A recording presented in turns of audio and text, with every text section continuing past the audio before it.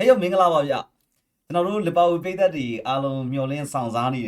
့ပရီးမီးယားလိကတော့ပြန်လည်ပြီးတော့စတင်လာခဲ့ပြီဖြစ်ပါတယ်အဲ့တော့လီဗာပူးအသင်းအနေနဲ့ကတော့ကျွန်တော်တို့ဒီနေ့ညပေါ့စူပါဆန်လီရဲ့နောက်ဆုံးပွဲစဉ်အဖြစ်လီဗာပူးအသင်းကနယူကာဆယ်အသင်းကိုအဝေးပွဲမှာတွားရောက်ပြီးတော့ရင်ဆိုင်ကစားသွားမှာဖြစ်ပါတယ်ဒါကပရီးမီးယားလိအဖွင့်ပွဲလေးဖြစ်တယ်လို့ဒါနီးပြကြီးအန်တိုနီအီရာအိုလာအတွက်လီဗာပူးအသင်းရဲ့ပထမဦးဆုံးတကယ်စိန်ခေါ်မှုအစစ်စတင်တဲ့ပွဲစဉ်ဖြစ်ပါတယ်ခင်ဗျရှေ့မှာတော့ကျွန်တော်တို့ဘယ်လိုပဲဖြစ်ခြေစမ်းပွဲတွေကြီးခဲ့ဘူးတယ်ပေါ့လေနော်အဲ့ဒီခြေစမ်းပွဲတွေနဲ့ဒီပွဲတွေနေရတော့ PR ရလဲတူမှာမဟုတ်ဘူးတခြားပြိုင်ဆိုင်မှုပြင်းထန်တဲ့အနေအထားတွေလည်းတူမှာမဟုတ်ဘူးအဲ့တော့ဘယ်လိုပဲဖြစ်ဒီနေ့ညနယူကာဆယ်နဲ့ပွဲစဉ်နဲ့ပတ်သက်ပြီးတော့ပွဲကြိုသုံးသက်ချက်တွေလုပ်ကြည့်ကြတာပေါ့ခင်ဗျာ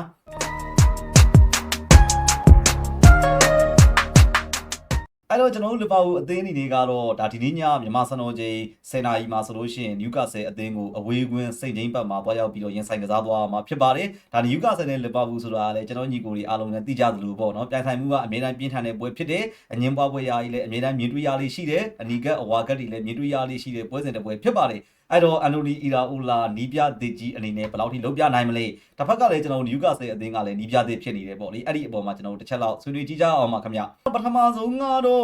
့ဒီပွဲစဉ်ကကျွန်တော်တို့အသင်းရဲ့တိုက်စစ်မှုအလက်ဇနာအီဆက်ရေဒါပြီးတော့ပြန်ရတဲ့ခရီးတစ်ခုဖြစ်လာတော့မယ်ပေါ့နော်ဒါပြီးခဲ့တဲ့ရာသီတုန်းကဆိုရင်အလက်ဇနာအီဆက်အနေနဲ့ကနယူကာဆယ်နဲ့လီဗာပူးပွဲစဉ်နှစ်ပွဲလုံးကိုလိုင်းနဲ့ထဲမှာတော့ပါဝင်ခဲ့ခြင်းမရှိဘူးနှစ်ပွဲလုံးမှာဒဏ်ရာရနေခဲ့လို့မပါနိုင်ခဲ့ဘူးပေါ့နော်အဲ့တော့အခုလက်ရှိမှာဆိုရင်တော့ကြက်ခိုင်မှုအရာလည်းပြေဝနေတယ်တိုက်စစ်ပိုင်းမှာအကိတကိမပါဝင်နိုင်တာဖြစ်တဲ့အတွက်ကြောင့်မလို့အီဆက်အနေနဲ့ကအဓိကတိုက်စစ်မှုအဖြစ်နဲ့နယူကာဆယ်အသင်းကိုပြန်လည်ပြီးတော့ရင်ဆိုင်ကစားသွားတော့မှာဖြစ်ပါတယ်အဲ့တော့အီဆက်အနေနဲ့လည်းဘယ်လောက်ထိစွမ်းဆောင်ပြနိုင်မလဲဆိုတာစောင့်ကြည့်သွားမှာဖြစ်ပါတယ်ခင်ဗျာကျွန်တော်တို့ဒီလီဗာပူးအသင်းနဲ့နယူကာဆယ်အသင်းတို့ရဲ့ထိပ်တိုက်တွေ့ဆုံမှုကိုပြန်ကြည့်ရမယ်ဆိုရင်တော့အခုနောက်ဆုံး10စုနှစ်တစ်ခုအတွင်းထဲမှာလီဗာပူးအသင်းကနယူကာဆယ်အသင်းကိုပရီးမီးယားလိပြိုင်ပွဲမှာလုံးဝမရှုံးနိုင်ဘူးပေါ့နော်ဒါပြည်တွင်း domestic ကလေးတွေမှာဆိုရင်တော့လီဗာပူးအသင်းကရှုံးနိုင်ခဲ့တာရှိတယ်ပရီးမီးယားလိမှာဆိုရင်တော့နောက်ဆုံး2015ခုနှစ်က2-0နဲ့နယူကာဆယ်အသင်းရဲ့အိမ်ကွင်းမှာရှုံးနိုင်ခဲ့တာလွဲရင်ကျွန်တော်နောက်ဆုံးကျွန်တော်တို့10စုနဲ့တစ်ခုလောက်ကိုနယူကာဆယ်အသင်းကိုလုံးဝမရှုံးနိုင်ခဲ့ဘူးအထက်ပြီးတော့ပြီးခဲ့တဲ့ရာသီမှာဆိုရင်လည်းလီဗာပူးအသင်းကအိမ်ကွင်းအန်ဖီမှာ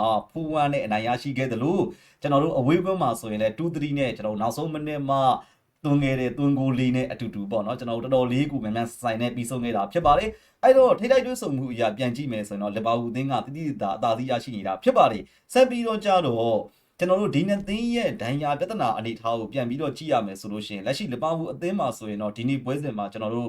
့နောက်ခံလူနေရာမှာဂျီယိုဗန်နီလီယိုနီဂျိုကိုမတ်ခွန်နာဘရက်လီကွန်လေပိုင်းမှာဆိုရင်စတီဗန်ဘာစစ်တစ်တိုက်စစ်ပိုင်းမှာဆိုလို့ရှိရင်ဟူဂိုအကီတကီတို့ဝင်ရောက်ကစားနိုင်မှာမဟုတ်ပါဘူးအဲ့ဒီလိုပဲကျွန်တော်နယူကာဆယ်အသင်းကလည်းသူတို့အသင်းရဲ့အနေအထားမှာကျွန်တော်တို့ကွန်လေပိုင်းကမိုင်လေးတို့ဂျိုလင်တန်တို့အပါအဝင်နောက်တန်းမှာဒန်ဘန်တို့လီဘရာမန်တူတို့လည်းဝင်ရောက်ကစားနိုင်မှာမဟုတ်တဲ့အတွက်ကြောင့်မို့လို့ကွန်လေပိုင်းနဲ့နောက်တန်းတိုင်းပိုင်းမှာတော့ဒီတာအာနေနီမှာဖြစ်တယ်ပေါ့နော်ဒါကတော့ကျွန်တော်တို့လက်ရှိဒီနှစ်သင်းလုံးရဲ့ဒဏ်ရာပြဿနာအနေအထားလေးတွေပေါ့နော်အဲ့တော့ဒဏ်ရာပြဿနာအနေအထားလေးတွေရဲ့အပေါ်မှာထပ်ပြီးတော့ပွဲထွက်ဖြစ်နာနိုင်ပွဲရှိတဲ့ပွဲထွက်လူစည်းကိုသုံးသပ်ကြည့်ရမယ်ဆိုရင်တော့ကျွန်တော်တို့လီဗာပူးအသင်းကတော့ရှင်းတယ်ဂိုးသမားနေရာမှာအလက်ဆင်ဘတ်ကလာမယ်နောက်တန်းမှာဆိုရင်ဘယ်ချမ်းမှာကျွန်တော်တို့မလော့စ်ကာကတ်ဘိုးခန်းစင်းမှာဆိုရင်ဘာဂျီဘန်နိုင်ပြီးကြရင်ဗန်တိုင်းနဲ့တွဲဖို့ရာအတွက်ကအာရူဟိုနဲ့ဂျက်ကွက်ရှိနေတဲ့အနေအထားမှာကျွန်တော်အမြင်ကတော့ဒီပွဲစဉ်မှာဂျယ်ရမီဂျက်ကွက်ကိုအသုံးပြုလာမယ်လို့ထင်တယ်အာရူဟိုအရန်ကုန်မှာထားလာမယ်ပေါ့နော်ညာချမ်းမှာဆိုလို့ရှိရင်တော့ဖရင်းပောင်ကိုအသုံးပြုလာခဲ့ပြီးတော့ကွန်းလေပိုင်းမှာဆိုလို့ရှိရင်ကျွန်တော်လက်ရှိမှာရွေးချယ်စရာများတယ်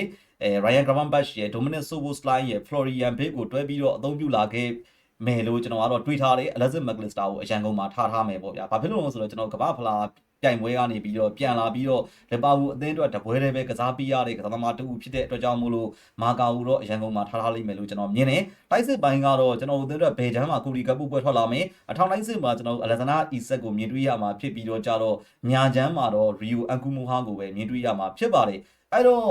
လက်ရှိကျွန်တော်တို့လီဗာပူးအသင်းအပေါ်မှာအားအရဆုံးကတော့ကွန်းလေပိုင်းပေါ့နော်ဒီကွန်းလေရဲ့အစုအဖွဲ့ကတော့တော်တော်လေးကိုတောင်းတင်းတယ်လို့ကျွန်တော်မြင်တယ်တိုက်စစ်ပိုင်းမှာကတော့ညာချမ်းတိုက်စစ်ရီယိုအကူမူဟာဘတ်ကိုတော့အရင်အားမရပင်မဲ့လို့လက်ရှိလူစီရင်အခင်းအကျင်းရကလည်းဒါပဲရှိတယ်ဆိုတော့ဒါပဲအသုံးပြုရမယ့်အနေအထားပေါ့ဗျာအဲ့တော့တစ်ဖက်ကကျွန်တော်နယူကာဆယ်ကိုကြည့်ရမယ်ဆိုတော့နယူကာဆယ်အသင်းရဲ့ဒီဂိုးသမားနေရာမှာတော့သူတို့အနေနဲ့ကတော့ပုံမှန်အားဖြင့်ဒီနစ်ပုတ်တို့ဘာတို့ပြန်ပြီးတော့ပွဲထွက်လာမယ်လို့ပဲကျွန်တော်ကတော့မြင်တယ်နောက်တန်းမှာဆိုလို့ရှိရင်ကျွန်တော်တို့တီယောတို့ဘွန်မန်တို့ထပ်ပြီးတော့ကျွန်တော် တော်တို့ဒီ Hall ပေါ့နော် Lewis Hall တို့ရှိနေတာဖြစ်တဲ့အတွက်ကြောင့်မလို့ Newcastle အသင်းရဲ့နောက်တန်းပိုင်းကလေ Danban တို့ Livramento တို့မပါဝင်နိုင်ဘူးဆိုပေမဲ့လို့အရန်ကြီးအားနေမှာတော့မဟုတ်ဘူးကွန်းလေပိုင်းမှာဆိုရင်တော့သူတို့အနေနဲ့ကလက်ရှိမှာကျွန်တော်တို့ Jacob Ramsey တို့ရှိနေတယ်ဆိုပေမဲ့လို့ကျန်တဲ့ Jolinton တို့ Mile တို့နားနေတာဖြစ်တဲ့အတွက်ကြောင့်မို့လို့ Newcastle အသင်းအနေနဲ့ကွန်းလေပိုင်းမှာတည်တည်သားအားနေနေတယ်အဲ့တော့လက်ရှိမှာသူတို့ဒီခေါ်ယူထားခဲ့တဲ့ကစားသမားဒစ်တွေပေါ့နော်ဒီဘန်ဘာတို့ဘာတို့အသုံးပြုလာဖို့ရှိတယ်ဒါမိုနာကိုကခေါ်ထားတဲ့ကောင်လေးပေါ့နော်လက်ရှိ Newcastle အသင်းရဲ့အတောင်တင်းဆုံးကတော့တိုက်စစ်ပိုင်းပြတိုက်စစ်ပိုင်းမှာလက်ရှိကျွန်တော်တို့ Wootamari တို့ Wizard တို့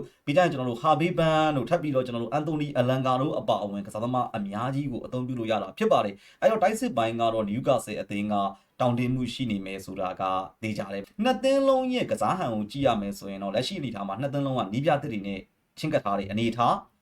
းအဲ့ဒီအနေထားဆိုတော့ဒီပွဲစဉ်အပေါ်မှာသုံးသပ်ဖို့ကတော့တော်တော်လေးခက်တယ်ပေါ့နော်လက်ရှိ Newcastle အသင်းကလည်းနီးပြသစ်ကိုခေါ်ပြီးတော့ခန့်အပ်ထားတာဒါအဒီဟောင်းရဲ့ကစားဟန်နဲ့တူညီမှာမဟုတ်ဘူးလက်ရှိကျွန်တော်တို့လီဗာပူးအသင်းကလည်းနီးပြသစ်အန်တိုနီအီရာအိုလာနဲ့ပေါ့နော်အဲ့တော့လက်ရှိပွဲကြိုမှာပြောထားတဲ့ပုံစံအရဆိုရင်တော့အန်တိုနီအီရာအိုလာအနေနဲ့ကလက်ရှိလီဗာပူးအသင်းရဲ့အနေအထားပေါ်မှာသူ့အနေနဲ့ယာနှုံးပြည့်ကြီးသဘောမကျသေးပေမဲ့လို့ဒီပွဲစဉ်မှာတော့အကောင်းဆုံးကြိုးစားပြီးတော့ရှင်ပြိုင်သွားရမယ်ဆိုတဲ့ပုံစံမျိုးပြောထားတယ်အဲ့ဒီလိုပဲတစ်ဖက်ကကျွန်တော် Newcastle အသင်းရဲ့နီးပြ Matthias အနေနဲ့ကလေသူ့အသင်းရဲ့အပေါ်မှာအပြေးအဝသဘောကျသည်မှာမဟုတ်ဘူးဒါနီးပြအသစ်တွေအနေနဲ့ကဒီကိုင်တွယ်တာမကြသေးဘူးဗျအခုမှ Premier League ရာသီအဖွင့်ဆိုတော့သူတို့အသင်းကြီးရဲ့အပေါ်မှာတော့သူတို့အနေနဲ့ကအပြေးအဝကြီးစိတ်ချလို့ရတဲ့အနေအထားတစ်ခုမှတော့ရှိနေမှာမဟုတ်ဘူးနှစ်သင်းလုံးကအားနည်းချက်တွေရှိနေအောင်မှာအဲ့တော့ဒီနီးပြနှစ်ယောက်ရဲ့အခင်းအကျင်းပုံမှာပြန်ပြီးတော့ကြည့်ရမယ်ဆိုရင်တော့အားနည်းချက်တွေကိုစီရှိနေအောင်မှာဖြစ်ပါတယ်လက်ဒါလက်မဘူးအသင်းရဲ့ယာတီဂျိုတွေကိုပြန်ပြီးတော့ကြည့်မယ်ဆိုရင်တော့လက်မဘူးအသင်းကယာတီဂျိုခြေစမ်းပွဲစဉ်တွေမှာမစိုးဘူးလို့ပြောလို့ရတယ်6ပွဲကစားတယ်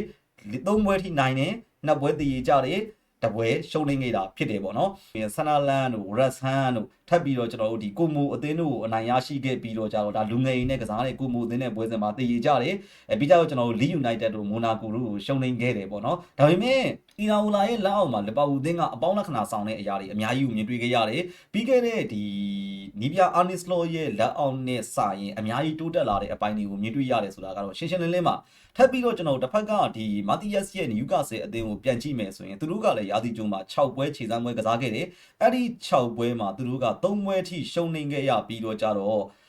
တပွဲလေးပဲအနိုင်ရရှိခဲ့တာဗျနှစ်ပွဲတည်ကြခဲ့တဲ့အနေအထားတစ်ခုမှာရှိတယ်ပေါ့နော်ပြောမယ်ဆိုရင်တော့ကျွန်တော်တို့ Bristol တို့ Everton တို့ Leverkusen တို့ကိုသူတို့ရှုံးနေခဲ့တယ်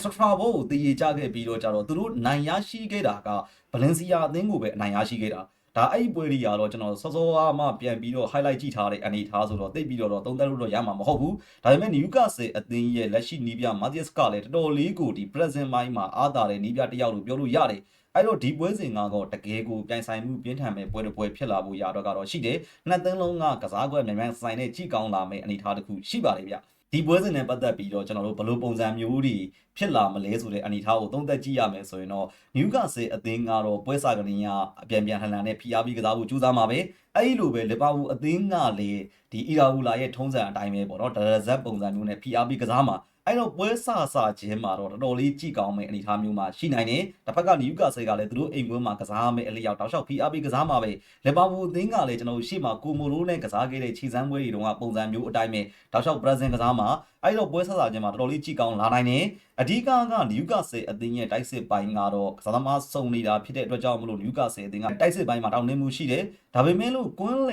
ေပိုင်းမှာတော့ Newcastle အသင်းကတိတိကျကျအားနေနေတယ်လက်ရှိမှာသူတို့အနေနဲ့က Bruno Guimaraes တို့ထပ်ပြီးတော့ကြောက် Tonali တို့ကိုလက်လွတ်သုံးရှုံထားရသလိုပြီးကြရကျွန်တော် Jolinton ကလည်းဒီပွဲစဉ်မှာမကစားနိုင်သေးဘူးအဲ့တော့ Newcastle အသင်းရဲ့ကွန်းလေပိုင်းကတော့တော်တော်လေးအားနည်းချက်ရှိနေမယ်လို့ကျွန်တော်မြင်တယ်နောက်တန်းမှာဆိုရင်လည်း Danban ပေါ့နော်အဓိကကစားသမားပါဝင်နိုင်ခြင်းမရှိသေးဘူးအဲ့တော့ Newcastle အသင်းရဲ့တိုက်စစ်ပိုင်းကတောင်တင်းမှုရှိနေတယ်ဆိုပေမဲ့လို့ကွန်းလေပိုင်းနဲ့နောက်တန်းပိုင်းကတော့အားနည်းချက်တွေရှိနေတော့မယ်အထူးသဖြင့်အားနည်းချက်ရှိနေတာတော့ကွန်းလေပေါ့နော်အဲ့တော့ကျွန်တော်တို့အသင်းရဲ့အားသာချက်တွေလည်းကျွန်တော်တို့အသင်းကကွန်းလေမှာရှိနေတာပြောမယ်ဆိုရင်ကျွန်တော်တိုက်စစ်ပိုင်းအစုအဖွဲ့ကလည်းအဲ့လောက်ကြီးထိမဟုတ်သေးဘူးခန်းစစ်ပိုင်းကလည်းအခုမှပြန်ပြီးတော့ပြုရင်ပြောင်းလဲအနေထားဆိုပုံမှန်အနေထားပဲဒါပေမဲ့လီဗာပူးအသင်းရဲ့ကွန်းလေပိုင်းကတော့အထူးသဖြင့်ကျွန်တော် Dominic Szoboszlai Ryan Gravenberch Alexis McAllister နဲ့ Florian Wirtz တို့ရဲ့ကွန်းလေကတော့တော်တော်လေးတောင်တင်းတဲ့ကွန်းလေအသင်းတိုင်းကိုရှင်ကစားနိုင်တဲ့ကွန်းလေလို့ပဲပြောရမှာလက်ရှိအနေထားမှာဆိုရင်တော့ကွန်းလေပိုင်းအားကတော့ဒီပွဲစဉ်အပေါ်မှာလီဗာပူးအသင်းရဲ့အားသာချက်တစ်ခုပဲအဲ့တော့နောက်တန်းပိုင်းကကျွန်တော်တို့ Jeremy Jacquet ပါလာ